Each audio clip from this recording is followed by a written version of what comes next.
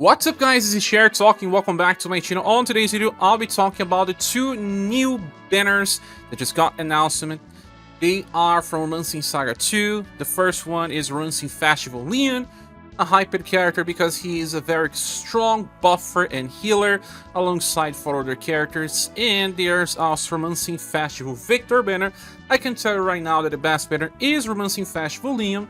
We'll be discussing this banner right now, going straight out to Reddit in a post by Hands43. As always, thank you for this amazing post, and they did buff almost all units. Well, Leon is now a very good tank with 120% endurance, 130% will, highest values possible. He has very low agility, just 85, but it doesn't really matter, and love and charisma are just on the average levels. Well, he gives 30% damage increase to the party and also reduces damage taken for everyone by 30% too. On turn begins, he will be buffing all status for everyone by 20%, hence why he does not need agility. And he will also recover 1 BP to all allies. Then, with his skill number 3, we have a 10 BP cost, a power slash and sun attack that is fast and grants this passive called Light's Protection, that by the turn ends will recover HP by very small, and then 1 BP. That lasts for 2 turns, meaning that if you can keep this skill up with characters like Gerard, Hardy, and Kenji, Thomas, Esper, many others, you will get at least 3 very small healings and 3 BP. Why? Because every time that this guy attacks, he will also chase with this skill Healing Light Blade. That is an AoE, very small healing attack. And he also gives an attack boost that increases damage potential by up to 15%, and a defense boost that increases damage taken by 15%. If you have this all stacked, you can stack it 2 times. On Battle Begins, he gives 2 different passives to the party, but not to himself. King Support, when you use a recovery action, that is a spell or skill that recovers, like Muse second skill, like Meteoric healing, and Gerard healing. The skill itself has to be recovery, so when you heal, you're gonna get this defense boost that lasts for 1 turn, that decreases damage taken, I believe, by 50%. So, if it's AoE, it will apply to everyone. It's just for 1 turn, it's just an extra way to decrease damage taken when you need to heal. It combos super well with Meteoric because her healing is fast. Also, another passive, when people are attacked, they will be buffing all of their status by 5%. But this doesn't work with Leon. Leon does not need it because he already has very good endurance and will. Then, after using skill number 2, he will recover 5 EP to all allies, including himself, and multiply of 5 turns recover the usage of skill number 2. Skill number 2 is the same one as Razan's Beastie Form. It's an AoE C-Power Sun attack that will then recover HP by around 1.4k, and then grants this end of turn recovery of very small, that will be around 300, to all allies. So the good thing is that you can use this skill again every 5 turns, and since it gives 5 EP to everyone, including yourself, the screen is actually free of charge after you recover. Then you decrease damage taken at all times by 40%, and if you get to 0 HP, character dies, but we recover HP of everyone by large amounts. This is useful if you are bringing Gerard as well, because Gerard will protect and cast damage block if there is one person dead in the party, and you can get him back easily and protect, and it will work fine. Also, on turn begins, there is 1 damage block for 1 time and only lasts for that turn, so the first hit will not be considered. And every time that you attack, you change with the AoE, very small healing, like I said. The other skill is a single target free attack that also recovers HP, but just to himself for small effect. That is big, and it's useful if you want him to be a taunter, for example, because you can inherit Steelblade Light if you want, and use it to taunt, heal everyone, and then when you don't have enough VP, you can heal yourself. Not exactly the best way to play with this character, but if you really need, you can do it as well. So I think that Leon is not as important as Katarina was, or as Gerard is right now, but he is the next best thing, considering all these units. And he has good synergy because he does not need you to resist or to land weak attacks in order to work. And he gives a little bit of everything. He doesn't need to use his skill to buff the party. He buffs passively. He gives lots of healings. He's mostly a very good healer, but also defense boosts as well. Very useful character that people will think first when deciding about hard challenges. He deserves a 5 out of 5. Moving on, we have Gerard, and this guy here is now buffed to 105 endurance, 130 will, and not much STR since he's not a damage dealer at all. Very low agility. That could have been higher because he can heal and you will prefer it to be fast somehow. Well, this Gerard also decreases damage taken for everyone by 30% at all times. Much like his latest version was buffed on global as well. But that one can attack and do damage. This one is more about healing effects. He has stealth with large effect, so he doesn't want to get hit, because if he's not hit in a turn, he grants everyone a damage block besides himself for one time. So that's something very hard to trigger, but if it triggers, it's good. By the end of a turn, he will be recovering everyone's HP around 300 and it gives 1 BP as well. Now, he reduces damage taken at all times again by 30%, but just to himself, and has a 25% chance to evade to help him trigger the extra effect. This guy has a single target skill that can heal revive, and he has an AoE version as well. Both are okay and will be healing for around 2000 or more. The single target version can be used 5 times per battle. The AoE version can be used 3 times per battle.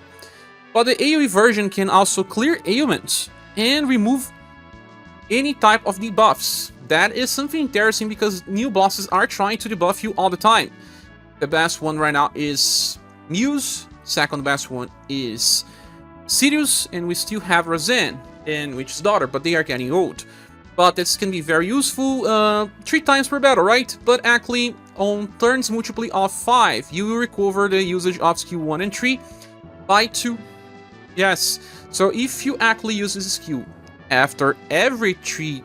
So if you actually use this skill every second turn, you actually be able to cast it on turn 2, 4, 6, 8, 10, 12, and 14. Just fine. That is if you only need it every 2 turns. But this guy also has extra effects when using recovery actions. For example, he will self-heal by around 1,500 and buff all of his status by 20%.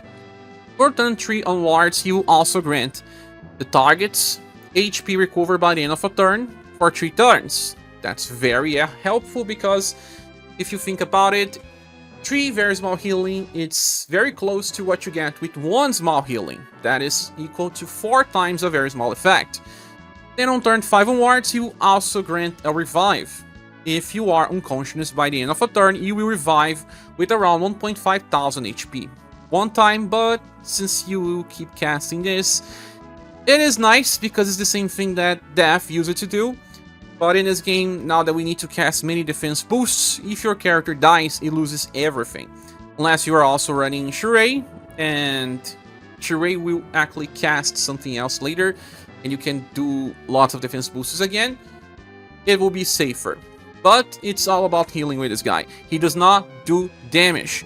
He has a 0 BP attack that can recover his own HP by 1,500, but that's it. If you have his inheritances from past style that gives attack and defense boost at random, or if you want to use ScherBR Light, you have a little more utility to do when you are not using AoE healings. This character is okay, works better with Leon, because Leon will give him extra effects because of that King support passive, where every time that you do an AoE heal, you're gonna get that extreme defense boost. But overall, Gerard is very easy to skip. I believe he deserves a 3.5 out of 5 when used together with Leon. When not using with him, just a 3 out of 5. Then we have Beard, that now has insane values for endurance and will. 135% endurance, 130% will, everything else is just mid, like 92% STR, 92% intelligence, very low agility, and that's it. On turn begins, he enters taunt with large effect instead of medium, lasts for 4 turns, will stack, but it's still not better than Julian's method of buffing his taunt and applying stealth, because in 2 turns he's already on max potential. When you are attacking, he grants himself a self-defense boost that decreases damage taken by 15%, lasts for 2 turns, and also recovers 2 BP. When he is hit by the enemy, he will also apply defense boost. Also a small effect, lasts for 2 turns, so he can keep stacking this a lot. He gets more by being hit because enemy usually attacks a lot. Now, he also has a 50% damage reduction at all times. When he uses skill number 3, he will also activate Brave Sword. Brave Sword is very strong attack with 4S power that also gives morale up very large to everyone. But skill 3 costs 10 BP, and when he chases, he actually recharges 7 BP in that turn. Remember? 3 by the end of turn, 2 by attacking, another 2 via chase. And it's a fast skill that before attacking already applies an attack boost that increases damage potential by 30% for 2 turns for everyone and recovers his own HP by around 1,200. So he will actually increase damage potential of everyone by 70%. Morale up is just for 1 turn, but the attack boost is for 2 turns, so you can even stack that part. That's probably the best way to use him as an offensive unit, even though he does not have lots of STR. When allies are being attacked, there is a 50% chance for him to take this ally place in cover, reducing damage taken. When he is attacked, he will then buff STR, Dexterity, and Intelligence by 15% for all allies. When he is attacked by skills, he will then buff Endurance and Love for all allies by 15%. When he is hit by spells, he will then buff Will and Charisma by 15% for all allies. Exclusive to Global is the Love and Charisma buffs, and also, I believe, the defense boost when he is attacking. So, very nice stuff, because he is both offense and defense when being hit.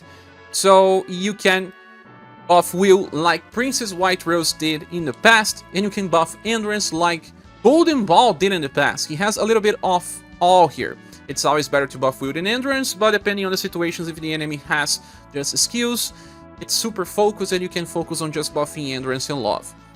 This thing is also similar to Sirius, but Sirius can also debuff the enemy, where Fear will be buffing your units. Now, skill number 1 is a free skill that can stun and can debuff the enemy agility by 15%, hence why he does have some intelligence.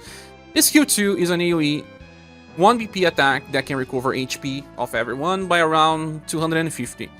So this is his setup, and you can also inherit parry from his A style, I guess. Parry is nice to use with this guy because he will taunt, he will parry, he will then buff all status for everyone and never take damage. He gets BP just by attacking, right? So he may lack BP if you're not using BP batteries. I believe that most of the time you prefer to use his skill number 3. If you have at least Shirei in the party, he will have enough to get more effect to the party. But you can choose whatever you want to use him. I believe he deserves at least a 4 out of 5 in the new grading system. The next one is James, and they buffed his STR, Endurance, and Agility. As you can see, Endurance, Intelligence, Agility, and Will, and even Dexterity are very similar, around the 100s, with STR not being that high because he's not really a damage dealer, but his Intelligence could be higher because he is a debuffer. Battle begins with 11 BP to use his skill number 3. When the attack lands, he recovers HP by around 301 BP. He then buffs STR, Dexterity, and Intelligence by 5% for all allies, including himself. That's good because he wants that intelligence. And grants an attack boost that buffs 5% attack for 3 turns. So he actually attacks 3 times at least. So he will be granting 15% buff and then 15% attack boost. He will always chases with skill number 2 when attacking 2 times, and this skill can debuff the intelligence of the enemy by 15% per hit. A power. So it's not about damage, because this is similar to triple S attack, but it's about being capable of debuffing the enemy for free. Now, by the end of turn, he gets 25 points of overdrive gauge. This is exclusive to global, just like his HP healing. When he is on overdrive, he activates skill number 3. That is a very nice skill, but a little bit costly. For 11 BP, you have a 3-hit attack with E power only. That is equal to triple S power attack. That has a chance to debuff the enemy's STR by 15% by each hit. So, if you have enough intelligence, you can reach 45% debuff. When you use this as an overdrive, you can reach as much as 30% debuff. So if you are on overdrive and use this skill, you can debuff as much as 75%. The problem is that many enemies hate when you debuff that much. Some enemies don't. If they don't, it's okay, you can debuff that much. You still change and debuff at least intelligence by 30%, but you can also decide to just use skill number 2 and change 2 times in order to debuff a total of 50% intelligence. And that is easy because it's just 5 EP. You can do this whatever you want. You will always be recovering at least 6 BP, and overdrive he recovers 7. So there's not much problem to use skill number 2 and 3. Skill number 1 is just the power attack that can decrease the slash and pierce resistance of the enemy, because all of his attacks are both slash and pierce. He's not really a damage dealer, but it is someone that can help with debuff. And if you don't have Paulus, he's a very good style to have, but he also uses great swords for the Megalith Dragon in future remembrance challenges if you are having some difficulty. He also has a 40% damage increase at all times and reduces damage taken by 30%. Well, since he can buff STR, Dexterity, and Intelligence for everyone, with Intelligence being exclusive to global, and give attack boost, and debuff the enemies, he's someone that would be easy to slot for newcomers. But I still believe that Paulus is usually the best option. But depending on the situations, you can use both or just one if you want. Overall, I don't think that he's better than Beer, but I also believe he deserves a 4 out of 5. The last character is Therese, and she was buffed by a lot, reaching 130% Dexterity and 120% Agility, with 102% Will and 96% Endurance. For bow user, we are reaching new heights here. For defenses, they were never that good. Now when attack lands, recover HP by very small and 1 BP. We'll be buffing 5% Endurance, Will, Love, and Charisma for all allies. That's okay because they are defensive valors. We'll also grant a defense boost that decreases damage taken by 15% that lasts for 2 turns. This is game changing actually, you get to that. And when she is using skill 3, she will also double the effects of her passive number 2. Well, passive number 2 is crazy. Turn begins if overdrive gauge is full, grants herself an attack boost that I believe is 15% for 1 turn. But if the overdrive gauge is not full, then grants self a defense boost that decreases damage taken by 15%. Then by the turn ends, buffs OG gauge by 15 points. And on overdrive attack, activates skill number 2. Okay. If you are recharging, you're gonna get everything here. But what is skill 3? It's a 10 BP double hit A power attack with pierce and cold damage that attacks randomly 2 times, critical to human and fish, so that she works super well with that ward. Grants a pierce and cold attack boost to increase it by 15% for each 1 turn only, and that's it. So when you use this skill, you're gonna get another stack of the second passive. And when you are on overdrive, you're gonna change with the same skill number 2, that is a 6 BP double hit attack with C power, that is also pierce and cold, random attack, critical to human only. So let's say you use it skill number 3 times in a row. Nice. Then you have 4 stacks of the second passive. The second passive, if her overdrive gauge is not full, that is right after you use an overdrive, she would then grant herself this defense boost 4 times to decrease damage taken by 15%. By the end of a turn, she's gonna get 60 points of OG gauge, and when overdrive attacking, she's gonna chase 4 times with skill number 2. And you know, skill number 2 is 2 hits of C power. That equals triple S power on average. If you are using her together with Sheree, Sheree gives 30 points of OG Gouge. There is also Darius that gives 15. She will get to overdrive no matter what happens. But with just Sheree, she gets to 90 points after using skill tree 3 times in a row. If she can use it every turn, she will be applying at least 5 stacks of all of this if you are not using any inheritance. But if you have the inheritance, then you'll be applying 6 stacks of everything. That's right. Now, you can even apply the defense boost 2 times in a row for 12 effects. Imagine 12 defense boosts. Okay, we're talking about maximum potential here. That needs help of someone like Sheree at least. But it does work. Much like Monica needs help to reach her max potential, Therese is similar. She can replace Monica in some setups, but Monica is also a BP battery of sorts, while Therese is much like a buffer and defense booster. So a very nice character. We don't even need to talk about skill 1 because it's 2 BP cost in a single hit. If you can get her to full potential, she's gonna rock. And she's a bow user, meaning that she has space in Remembrance fights, and I believe she deserves a 4.5 out of 5. That's right. The good thing about this banner is that we have no off banners. If you're using free gems, you will always get 1 new style every pull. Hopefully not a duplicate, right? And all of these styles have some type of utility. Leon being the best with a 5 out of 5. Therese being the second best with a 4.5 out of 5. Then I have James and Bear with 4 out of 5. And just Gerard with a 3.5 out of 5. But can also be very useful if you are using it together with Leon. But that means this character it's really dependent and not self-sustainable for someone that works by itself. With all that said, this is a Gold Award banner. I suggest you to pull till you get at least Leon, but if you want to have fun, you don't need to go to a pity. It's good to pull since the older one is not as great. But that's just my first impressions. What are your opinions? Please say here on the comment section. Thanks for watching. Please subscribe if you haven't, and if you want to support the channel, we have links in the description. Hope to see you soon in the next one. Goodbye.